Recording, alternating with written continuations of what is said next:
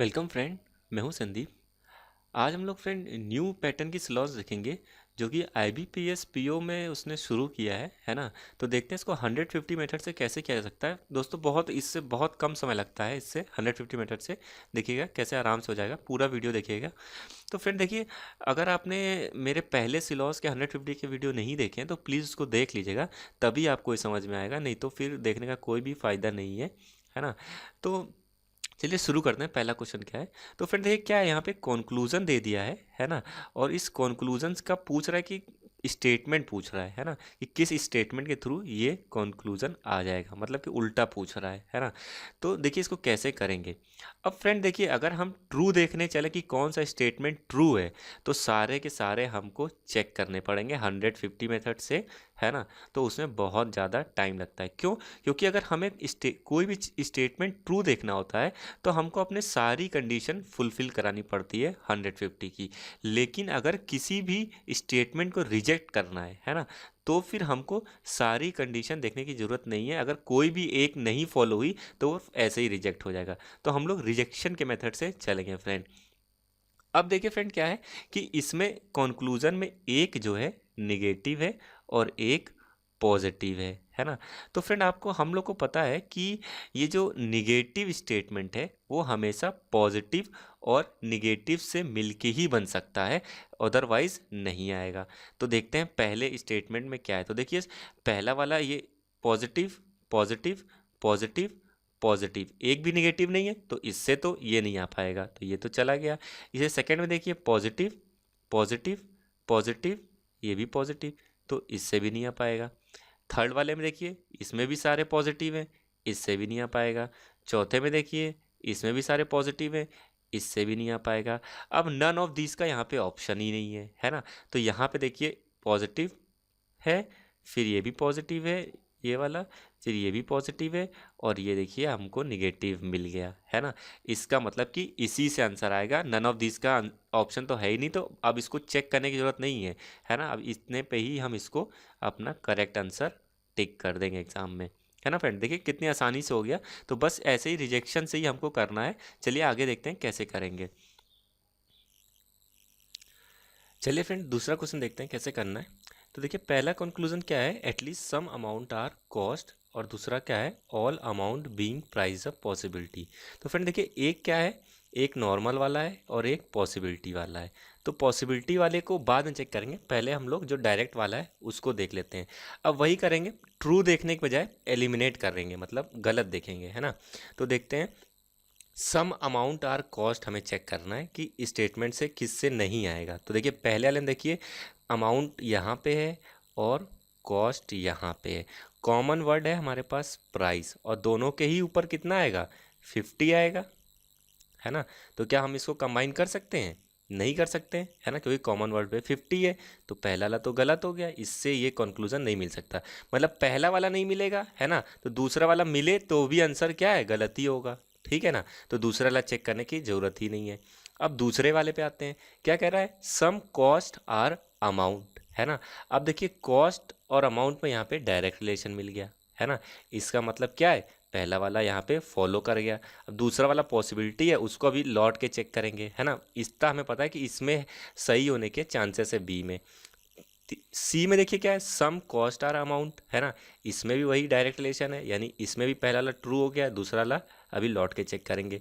तीसरे में क्या है, कहाँ पे हमारा अमाउंट देखिए यहाँ पे है ना, और कॉस्ट हमारा यहाँ पे है। अब कॉमन देखिए क्या है, यहाँ प्राइस है, तो इस पे 50 हो गया, है ना, और इस पे भी 50 हो गया, यानी कॉमन पे 50 हो गया। अब क्या इसके आगे जा सकते हैं? आगे नहीं जा सकते हैं, है ना, क्योंकि पहले और दूसरे को ही हम नहीं कंबाइन कर पाए, है ना। तो अब इस दूसरे तीसरे को कैसे कंबाइन करेंगे, और कंबाइन करने जाते भी हैं तो फिर से 50-50 आ जाएगा, है ना। तो इसका मतलब ये भी नहीं फॉलो करेगा, है ना, क्योंकि कॉमन पे कहीं 100 है ही नहीं, है ना। पहले पे जब 100 एक कॉमन मिल जाएगा तभी हम दूसरा चेक करेंगे, है ना, ये याद रखिएगा। पहले ही नहीं मिला तो आगे चेक करने की ज़रूरत ही नहीं है। अब आगे मिल भी जाता तो उसका कोई फ़ायदा नहीं है। ठीक है ना। तो ये हो गया हमारा, डी भी गलत हो गया। अब आते हैं हम ई पे। फिर देखते हैं कॉस्ट हमारा यहाँ पे है ना, और अमाउंट हमारा यहाँ पे है। अब देखिए कॉमन वर्ड यहाँ क्या है, प्राइस है, और यहाँ प्राइस है, और यहाँ पे एक्सपेंसेस है, और यहाँ पे एक्सपेंसेस है।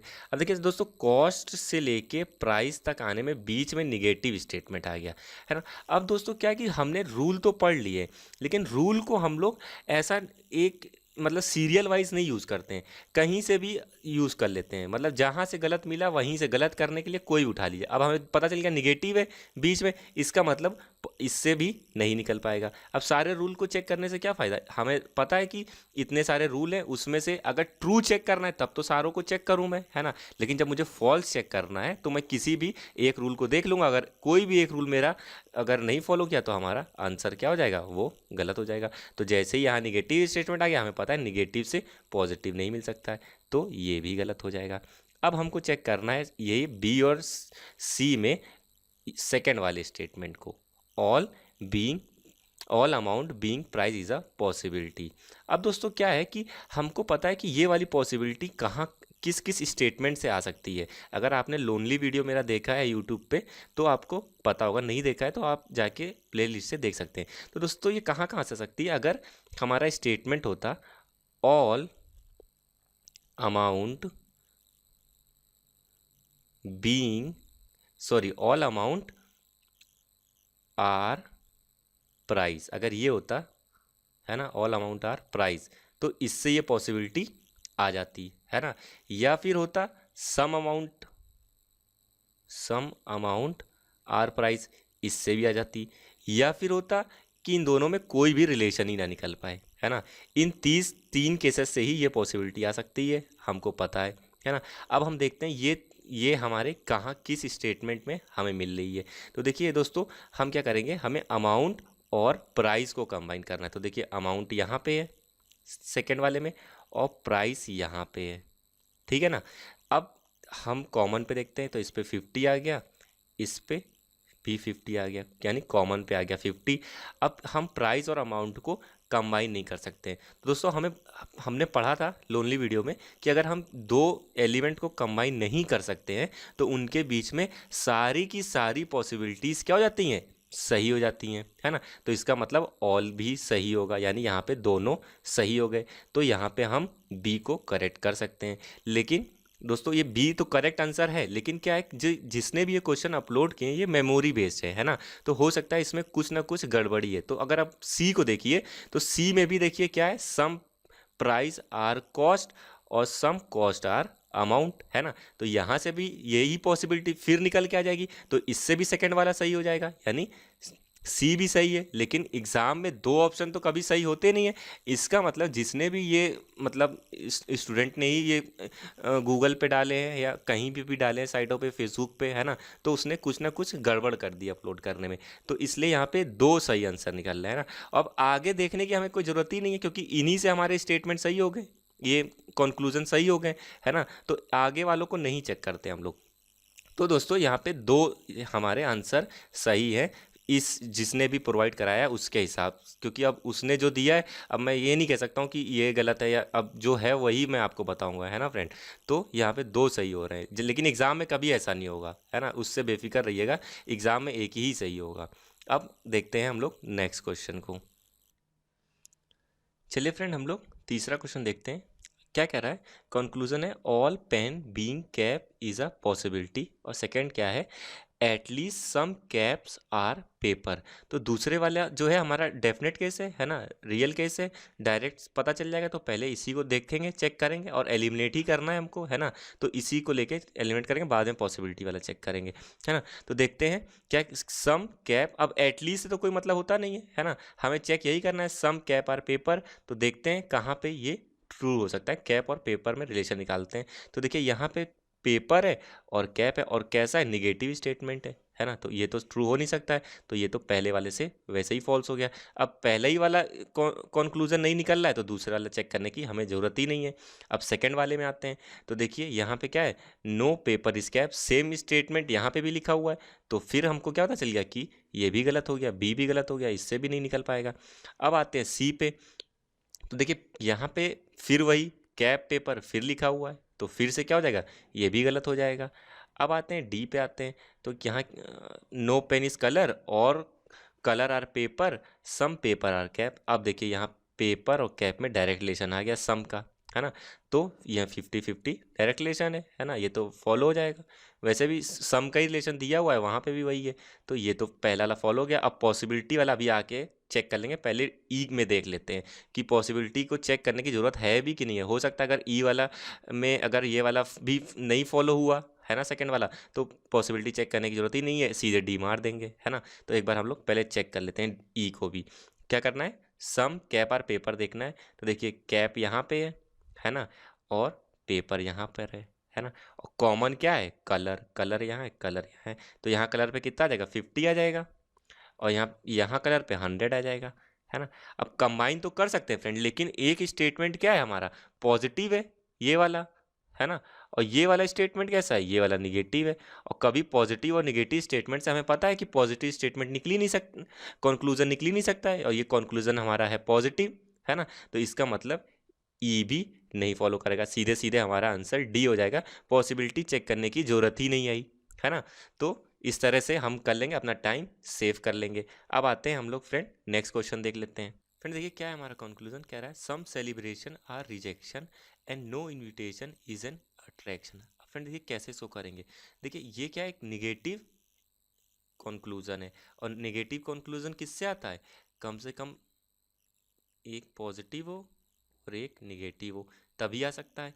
इसका मतलब जिस भी स्टेटमेंट में अगर निगेटिव नहीं हुआ है ना, तो इसका मतलब उससे तो ये कंक्लूजन निकलना नामुमकिन है। तो देखिए यहाँ पे देखते हैं निगेटिव है क्या, देखिए ये भी पॉजिटिव है, ये भी पॉजिटिव है, ये भी, तीनों ही स्टेटमेंट हमारे पॉजिटिव है, ये हो गया एलिमिनेट। और बी में देखते हैं, देखिए पॉजिटिव, पॉजिटिव एंड निगेटिव, तो मे बी इससे आ सकता है आंसर, अभी आके चेक करते हैं। देखिए पॉजिटिव, पॉजिटिव, निगेटिव, इससे भी आ सकता है, इसको भी चेक करेंगे अभी, पॉजिटिव, पॉजिटिव, निगेटिव, इससे भी आ सकता है। यहाँ पे देखिए पॉजिटिव, पॉजिटिव, पॉजिटिव, है ना, तो इससे नहीं आ सकता, यहाँ पे कोई भी निगेटिव नहीं है, तो ये तो हो गया हमारा गलत, यानी दो हमारे एलिमिनेट हो गए, कुछ सेकंड भी नहीं लगे। अब आते हैं हम लोग सही आंसर खोजने की तरफ निकलते हैं। अब क्या है हमारा, no invitation is an attraction. तो देखिए कहाँ पे अट्रैक्शन है, कहाँ पे इनविटेशन है, तो देखिए अट्रैक्शन यहाँ है, इनविटेशन यहाँ है। कॉमन वर्ड क्या है, सेलिब्रेशन, यहाँ पे भी है सेलिब्रेशन। एक पॉजिटिव है ये वाला स्टेटमेंट, और ये वाला निगेटिव है, हमारी कंडीशन फुलफिल हो रही है। कॉमन वर्ड देखते हैं, इस पे 100 है, यहाँ पे 50 है, कंबाइन कर सकते हैं। लेकिन फ्रेंड यहाँ पे इनविटेशन पे है 50, और यहाँ इनविटेशन को चाहिए 100, इसलिए क्या ये ट्रू हो सकता है, नहीं हो सकता है, तो ये तो हो गया हमारा गलत। अब आते हैं हम लोग तीसरे वाले पे।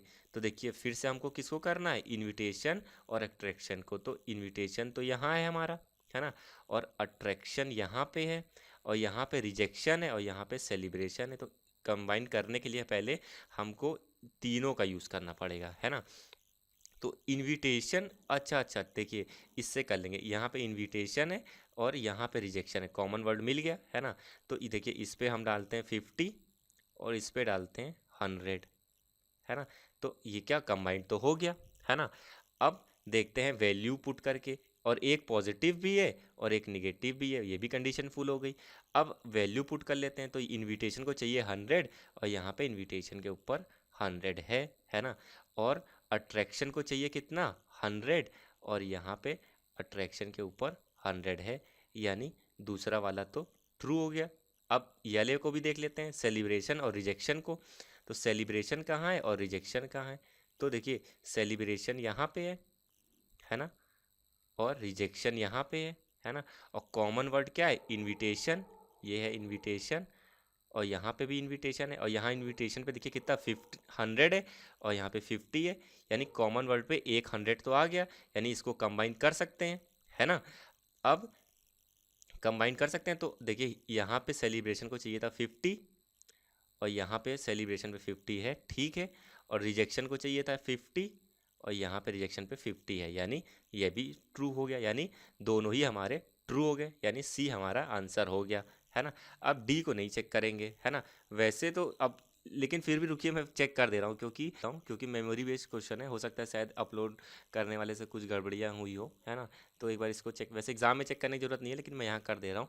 तो देखिए क्या है, हमको इनविटेशन और अट्रैक्शन के बीच में चाहिए था, इनविटेशन हमारा ये रहा, है ना, और अट्रैक्शन ये रहा। कॉमन वर्ड रिजेक्शन है, रिजेक्शन पे यहाँ पे कितना है 100 आ गया, यहाँ पे 50 आ गया।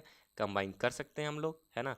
एक पॉजिटिव है एक निगेटिव है, लेकिन देखिए इनविटेशन पे यहाँ कितना है सिर्फ 50 है, और यहाँ पे चाहिए कितना 100, यानी ये हो गया गलत, है ना। चेक करने की जरूरत नहीं थी, लेकिन मेमोरी बेस्ड था इसलिए हमने चेक कर लिया। इसका मतलब करेक्ट आंसर हमारा क्या हो गया, सी हो गया, है ना फ्रेंड। तो फ्रेंड देखिए मेरे पास तो इस न्यू पैटर्न के क्वेश्चन तो जो है नहीं, है ना, लेकिन अगर आपके पास हो तो प्लीज़ मुझको मेल कर दीजिए। मैं इस पर आपको एकदम बढ़िया अप्रोच बता दूंगा, यही इसी अप्रोच से सबसे फास्टेस्ट हो सकता है ना। तो अगर आप मुझे क्वेश्चन भेजेंगे तो मैं उस पर वीडियो बना पाऊंगा। मेरी मेल फ्रेंड लिख लीजिएगा, क्या है, सिंह डॉट संदीप 0922@gmail.com, है ना फ्रेंड। मैं यहीं पे अपना वीडियो ख़त्म कर रहा हूँ फ्रेंड। Thank you.